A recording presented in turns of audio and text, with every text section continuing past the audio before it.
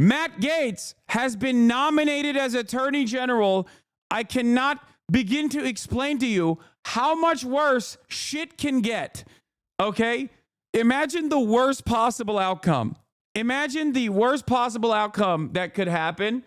Now imagine it being infinitely worse. Matt Gaetz has been nominated as Attorney General. It's my great honor to announce that Congressman Matt Gaetz of Florida is hereby nominated to be the Attorney General of the United States. Oh my God, the Never Kevers have risen up and they are taking over the goddamn government. Holy fuck. They are abolishing age of consent, dude. Oh my Lord. This man has active investigations into his, like, pedophilia. What? What the fuck? Can we go back a few saves? No, we need a fucking reset, dude. Oh my Lord, dude. Holy fuck. Oh. If the Senate confirms him, witness tells House Ethics Committee that Matt Gaetz paid her for sex. Several women were witnesses of the DOJ probe that have been interviewed. The House Ethics Committee probed Matt Gaetz for alleged sexual misconduct. And now Donald Trump wants to make him the Attorney General. Now, if you know anything about the Republican Party, a guy with active pedophilia allegations and sex trafficking allegations on him is a perfect person to put into a position of power. I am reminded of Dennis Hastert, the longest running Speaker of the House. Dennis Hastert is a Republican, was a Republican, and was the longest running record-breaking Speaker of the House. He broke another record, the most prolific pedophile. There was suspicion that a lot of people knew that he was a pedophile at the time, but because of his active pedophilia, his serial pedophilia, it made him controllable. So I suspect not only is Matt Gaetz a diehard pro-Trump guy, but he also has, blackmail on himself, which Trump can use if given the opportunity. This is incredible stuff. Yeah, it's leverage, okay? I'm not touching whatever that link is. This is called leverage, ladies and gentlemen. That's what it is. Holy fuck! Oh. This country is in the pooper, okay? This country is in the dumps. We are so cooked. Let's see what MSNBC has to say about the Matt Gaetz situation. I'll look at what CNN has to say as well. And they're used to policy differences. So you can go from Bush presidency. Do your dry eyes still feel gritty? No, they don't. Dude. Donald Trump wants loyalists in his fucking orbit, okay? He wants loyalists in his orbit, and he wants the generals to be loyal to him. I think that it is a real signaling with Matt Gaetz being proposed for the head of the Department of Justice, with Tulsi Gabbard being proposed. This is a malicious man. This is a vindictive man. This is a man who unironically learned the worst lessons he possibly could have from the last administration. The last time he wanted to do shit like January 6th and numerous other things, there were people in his cabinet that actively fought against him, or at the very least were open to criticizing him or maybe even stopping him. Okay? When, and he was like, all right, well, I'm going to make sure that never happens again. It's fucking over. So he basically is filling his cabinet with loyalists. Okay?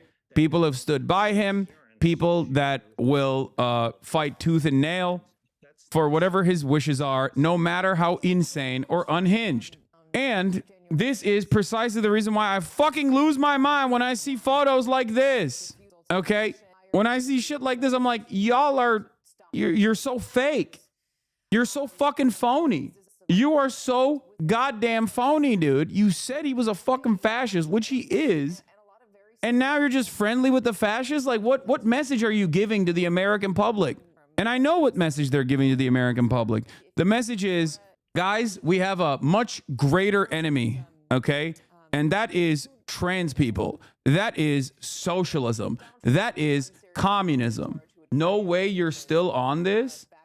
What are you talking about, dude? What do you mean, no way I'm still on this? I'm on this now. Matt Gaetz, Jeffrey Clark. Get off this dick, Is this chatter. The person, Wake the fuck Matt up. Gaetz, that would result in a number of important people, the people that make the place run at DOJ, saying, no, I can't be a part of this. I'm going to walk.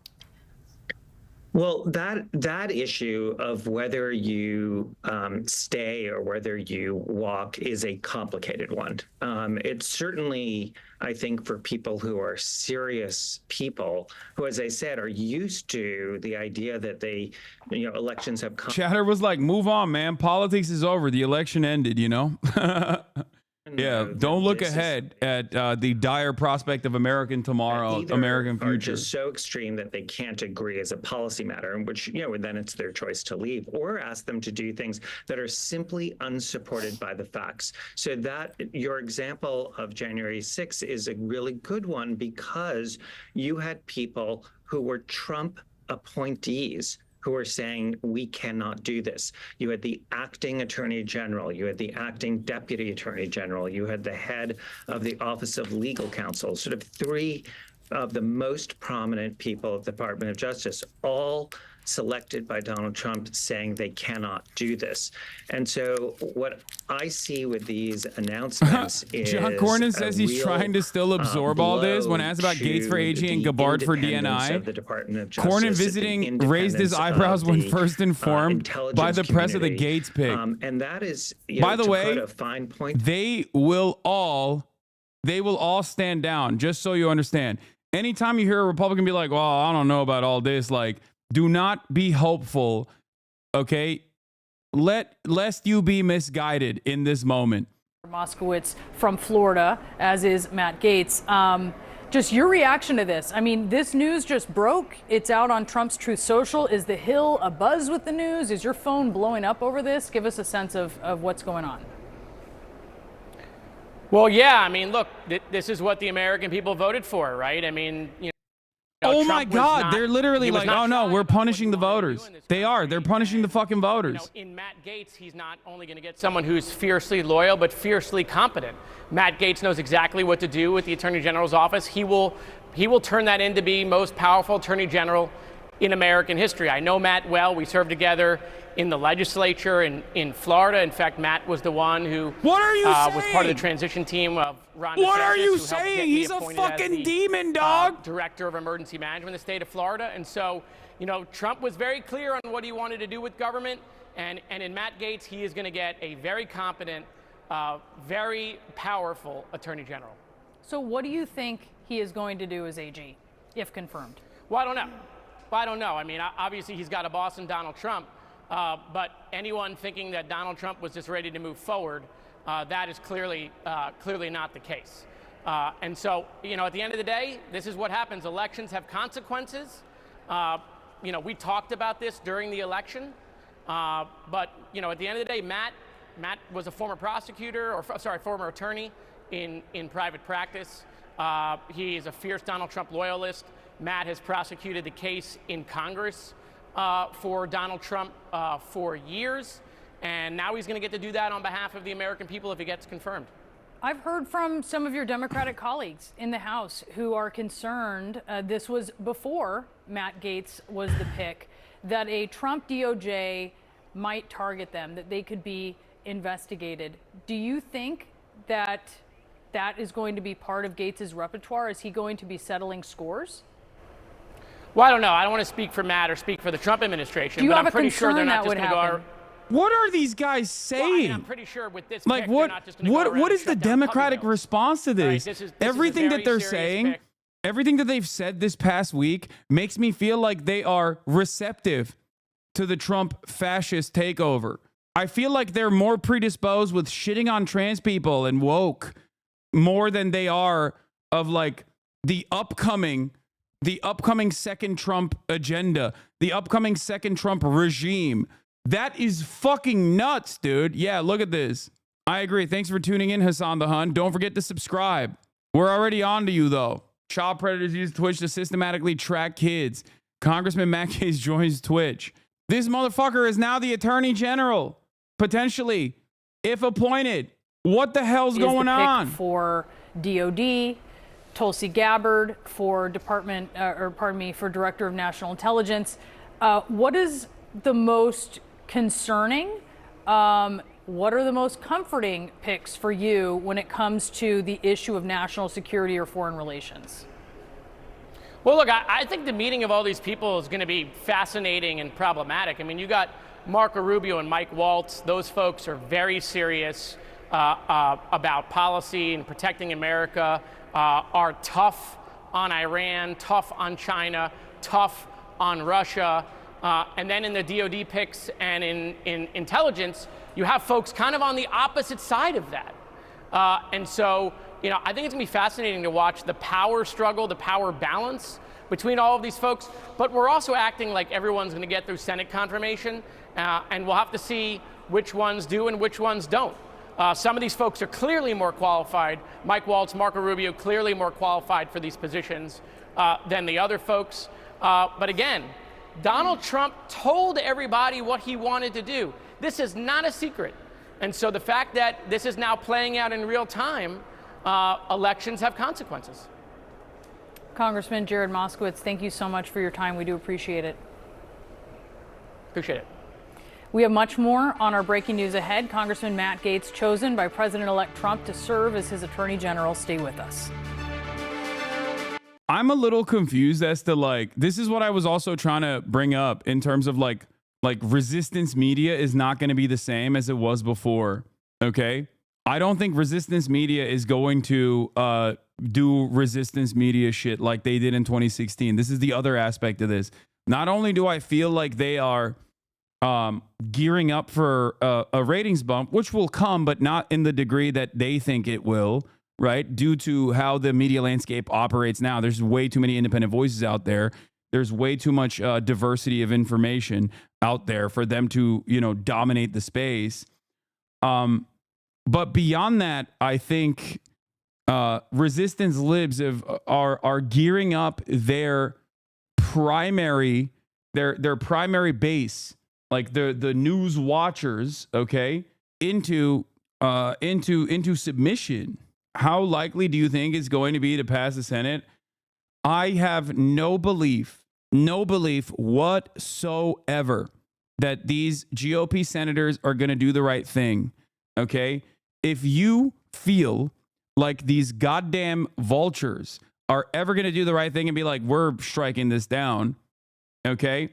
I'm telling you right now, you're wrong. Everyone's saying, oh, but the confirmations, remember that recess appointments are a thing. If the Senate plus House is convinced to go on break for 10 plus days, Trump can appoint everyone in one day. He can slam through everyone instantly and they don't need a confirmation hearing. It's so bad. Yes. And who's going to stop them? The Supreme Court? What do you think? You think the Supreme Court's going to stop it? Yeah. If you're thinking that these monstrous pieces of shit are going to be your salvation, you're wrong. Okay. And it feels like even the Democrats are not there to fight against this. And it feels like the media is not there to even talk about how devastating this is. Oh my God. Scoop, Schumer eyeing omnibus, possibly minibus government funding package for the end of the year. Senate Dems focused on wrapping fiscal year 2025 by December per sources.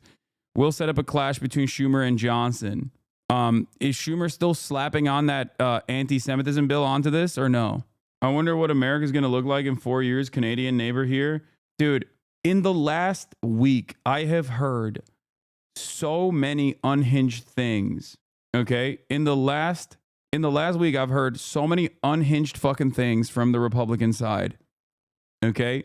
Like gearing up to possibly fucking bomb Mexico, fighting the cartels, like just incredible escalations. The entire cabinet is chock full of the most rabid war hawks, which was of course expected, as I told you over and over and over again. They are going to pick apart what remains of the carcass of the American government and turn it into the anarcho-capitalist dystopia that they always wanted it to be. Fascism is upon us. House Democratic Leader Jeffries, what does he have to say about this? This is Nancy Pelosi's handpicked replacement, right? There's enough evidence at the House level or at the Senate level to suggest that this was an anti-incumbent thing when 90% of our 31 battleground incumbents outran the national environment and are on their way back to the United States House of Representatives. That's not an anti-incumbent wave because the overwhelming majority of them would have been swept away. Yeah, he's saying that it's just in the hands of Biden, which I think is correct. Biden could also reappoint Lena Khan, and Schumer could confirm her in the lame duck, which would preserve a Dem majority on the FTC for a couple years. For your information, the Dems haven't yet confirmed Biden's last NLRB nomination, even though this would maintain a Democratic board through late 2026. It would at least give the Republicans something to fight against, but I don't even know if they're going to do this. Here's the devil's advocate Cope from those who believe in the Senate. This is Cope. Thune won the majority election over two MAGA candidates. MAGA idiots are mad. Thune already said the filibuster will stay no matter what, and he will have confirmation hearings, aka he won't go on recess.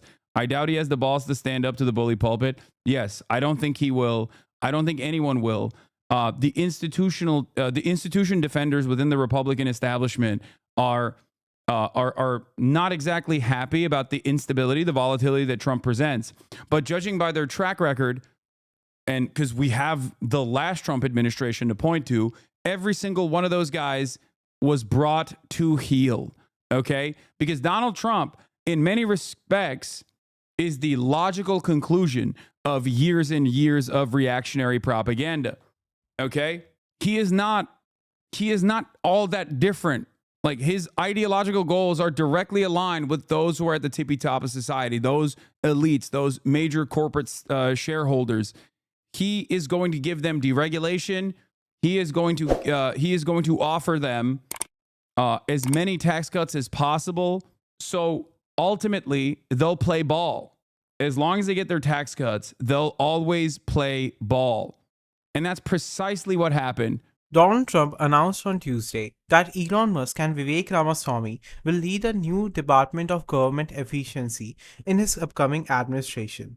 These two outstanding Americans will help my administration dismantle government bureaucracy, reduce excessive regulations, cut unnecessary spending, and restructure federal agencies, Trump said in a statement.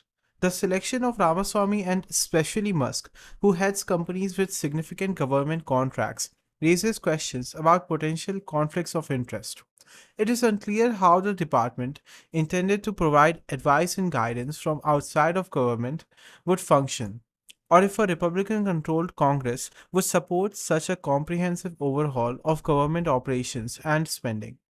Trump first proposed a government efficiency commission as part of a new economic agenda he outlined in September, at which time he stated that Musk had agreed to lead it if he returns to the White House. In his statement Tuesday, Trump quoted Musk, who said this initiative would send shockwaves through the system and anyone involved in government waste, which includes a lot of people. Ramaswamy, for his part, posted on X using a slogan from his campaign to call for the shutdown of federal agencies, writing, "Shut it down." Throughout the campaign, Trump highlighted this efficiency commission as a tool to cut government spending, proposing that its first task would be an action plan to eradicate fraud and improper payments within 6 months, a move he estimated could save trillions of dollars. Ramaswamy, who challenged Trump in the Republican primary before endorsing him, has made reducing government waste a central issue in his platform. He previously released a white paper proposing a legal framework that would empower the president to dismantle federal agencies of his choice. If you found this video interesting, then make sure to hit the like button and subscribe to this channel for more videos like this, and thanks for watching.